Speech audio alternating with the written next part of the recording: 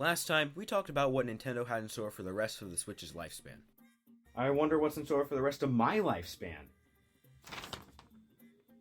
Damn it! And today we're talking about Mario and Luigi. I mean, what else is new? And not just any Mario game, we're specifically taking a look at the two most recent games in the Mario and Luigi spin-off series.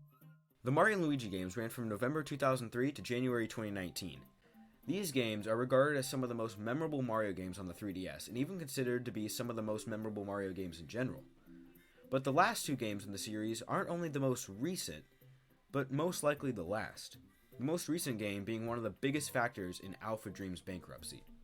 Alphadream developed the Mario and Luigi series and is known to make quality games for Nintendo's handheld consoles, but the last two Mario and Luigi games just weren't it. They honestly weren't the popular games on 3DS anymore. The Switch had just been released after all, so 3DS sales were declining fast, not to mention that all the hype was on Super Mario Odyssey, which overshadowed the first of these games completely. One of the main reasons these games failed was that they just didn't work. I mean, seriously, what on earth was Alphadream and Nintendo thinking when they went, Look, we have a dying handheld and then a console that's going to sell like black tar heroin. So, Alphadream, what's your plan for the new Mario and Luigi remakes? They put remakes of two beloved games on the 3DS in 2017. The 3DS was already on its way out. While the majority of the Mario and Luigi series up to this point was released on the DS or 3DS, it's still hard to see why they decided to go through with production on the 3DS when they could have sold way more copies if they had put Mario and Luigi Remakes on the Switch. The Switch doesn't have a Mario and Luigi game, and it looks like it never will. And it's safe to say that if Alphadream had made the smarter decision to put more time into development, these remakes could have potentially pulled them out of financial ruin. So the question is, how did such a successful and well-loved series end so suddenly and unsuccessfully as it did? Let's take a look at the sales and the history of the Mario and Luigi series.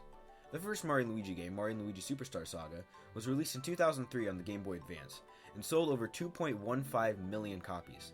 Its successor, Mario and Luigi Partners in Time, released 2 years later on the DS, and didn't sell as well, but still managed to sell a respectable 1.73 million units, which makes it the third best-selling Mario and Luigi game. In 2009, however, Bowser's Inside Story released on the DS. In this game, it was regarded as the best Mario and Luigi game ever made. So many of you are deceived. Mario and Luigi Bowser's Inside Story sold over 4.5 million units and has great humor, a great storyline, and an awesome battle system. I mean, it's easy to see why this game sold as well as it did. Now, I will eventually make a video about Bowser's Inside Story, so subscribe if you don't want to miss that. Anyway, 4 years later during the Year of Luigi, my personal favorite game of this series released on the 3DS, Mario and Luigi Dream Team, which sold over 2.65 million copies, a little over half of what Bowser's Inside Story sold. Now, I already made a retrospective about this game around the end of 2020, so I'm not going to go into detail too much, but I will admit, it is very similar to Bowser's Inside Story and does copy a few things. It's just longer and, in my opinion, better. So 2 years later, Alphadream followed up the two best-selling Mario and Luigi games with Marioandluigipaperjam. Now look, I really love this game, although it is perhaps the most broken game of the bunch. While there are many glitches and not as much humor throughout, the game still managed to sell over 1 million copies, which isn't terrible for a Mario spin-off game. And 2 years after Paper Jam, during a Nintendo Direct, Alphadream and Nintendo announced that they would be remaking Mario and Luigi Superstar Saga. Now they weren't just re-releasing it, they were adding a whole new mode titled Bowser's Minions. This mode follows Bowser's minions as they battle Cackleta's minions and are working in the background to help save Bowser. This mode was received relatively well and helped the game sell over 510,000 units. Now this is a big step down from the previous titles, not even selling half of Paper Jam's 1.06 million. But this is nothing compared to the absolute embarrassment of the Bowser's Inside Story remake. This game sold 34,000. How does a remake of the best-selling Mario and Luigi game sell so horribly? Well, to put it simply, both of these games were released on the 3DS during the hype of the Switch. And not only that, but they were released within about a year of each other. Bowser's Minions in October 2017, and Bowser Jr.'s Journey in December 2018 in Japan, and January 2019 everywhere else. So they may not have waited long enough before releasing Mario and Luigi Bowser's Inside Story plus Bowser Jr.'s Journey. And if they had waited and released Bowser Jr.'s Journey on the Switch, we might still have Alphadream. Now, I do understand that because they were in such a financially low spot that they basically had to release a game right after Bowser's Minions. But you could have just released that game on the Switch as well. And of course, not all of this is Alphadream's fault. Nintendo barely acknowledged the bankruptcy and let the captain go down with the ship.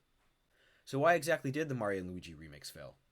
Well, they were released on a dying handheld at the end of its lifespan, and both the games and the 3DS were overshadowed by the hype of the newly released Switch and new Nintendo games that got more publicity and had better marketing.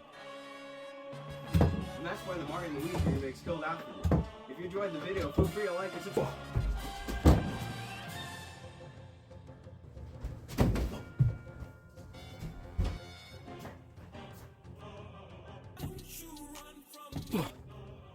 Holy crap, you guys need to calm down. It's been over a year since this started, and it's time you put your guys' differences aside. Yeah? Well, he started it. Yeah, well, you just the greatest game of all time. Really? Well, meh. Alright, look, enough. It's freezing out here, and this hoodie is way too thin. So what are you gonna do? You guys are both in timeout. What? Try me.